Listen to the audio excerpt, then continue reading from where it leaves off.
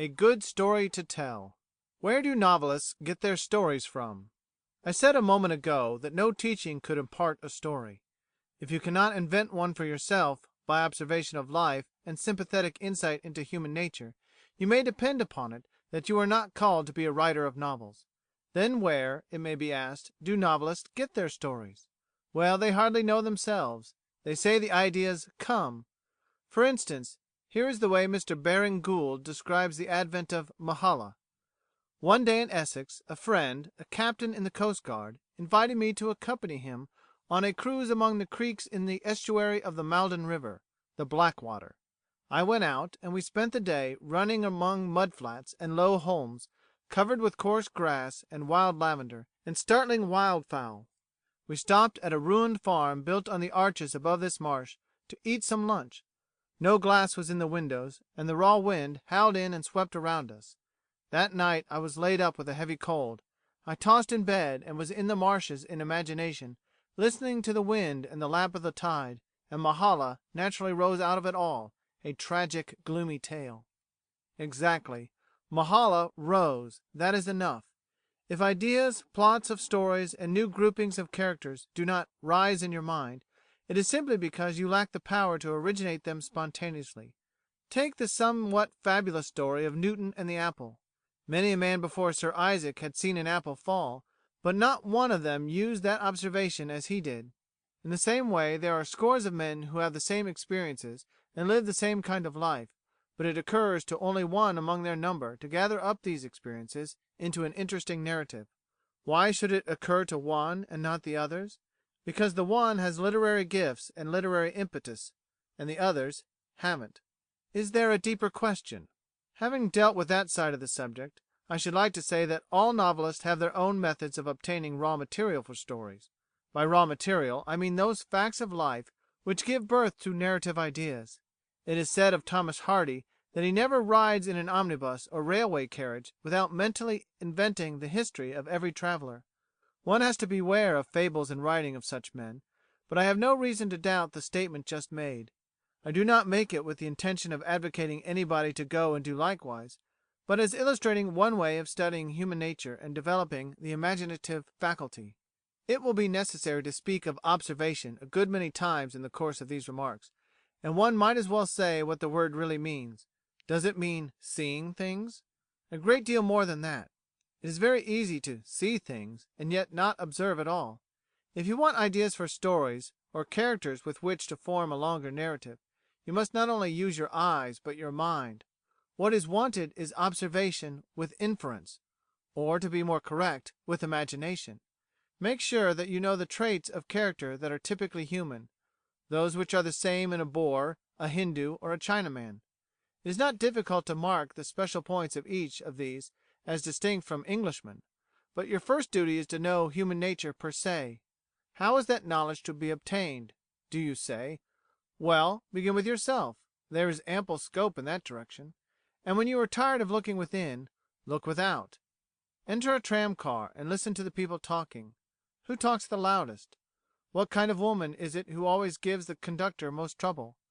The man who sits at the far end of the car in a shabby coat, and who is regarding his boots with a fixed, anxious stare. What is he thinking about? And what is his history? Then a baby begins to yell, and its mother cannot soothe it. One old man smiles benignly on the struggling infant, but the old man next to him looks daggers. And why? To see character in action, there is no finer vantage point than the top of a London omnibus. Watch the way in which people walk. Notice their forms of salutation when they meet, and study the expressions on their faces. Tragedy and comedy are everywhere, and you have not to go beneath the surface of life in order to find them. It sounds prosaic enough to speak of studying human nature at a railway station, but such places are brimful of event. I know more than one novelist who has found his motif by quietly watching the crowd on a platform from behind a waiting room window. Wherever humanity congregates, there should the student be. Not that he should restrict his observations to men and women in groups or masses. He must cover all the ground by including individuals who are to be specifically considered. The logician's terms come in handy at this point: extensive and intensive. Such must be the methods of a beginner's analysis of his fellow creatures. What about newspapers? The daily press is the great mirror of human events. When we open the paper at our breakfast table, we find a literal record of the previous day's joy and sorrow. Marriages and murders, failures and successes, news from afar and news from the next street, they all find a place. The would-be novel writer should be a diligent student of the newspaper. In no other sphere will he discover such a plenitude of raw material. Some of the cases tried at the courts contain elements of dramatic quality far beyond those he has ever imagined, and here and there may be found in miniature the outlines of a splendid plot. Of course, everything depends on the reader's mind. If you cannot read between the lines, that is the end of the matter, and your novel will remain unwritten. But if you can, some day you may expect to succeed. I once came across a practical illustration of the manner in which a newspaper paragraph was treated imaginatively. The result is rather crude and unfinished, but most likely it was never intended to stand as a finished production, occurring as it does in an American book on American journalism. Here is the paragraph. John Simpson and Michael Flanagan, two railroad laborers, quarreled yesterday morning, and Flanagan killed Simpson with a coupling pin. The murderer is in jail. He says Simpson provoked him and dared him to strike. Now the question arises, what was the quarrel about?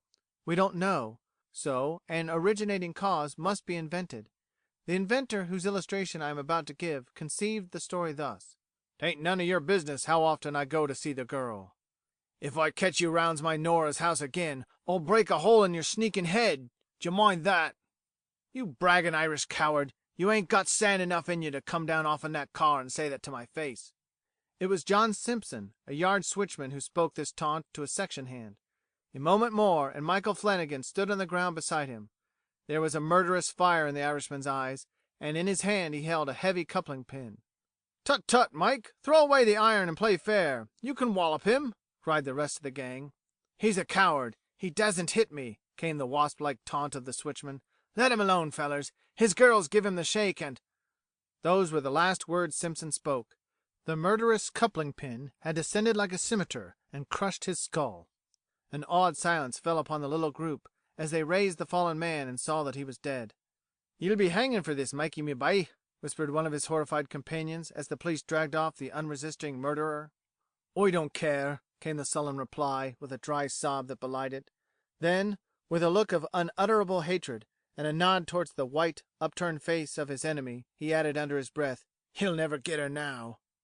This is enough to give the beginner an idea of the way in which stories and plots sometimes occur to writers of fiction.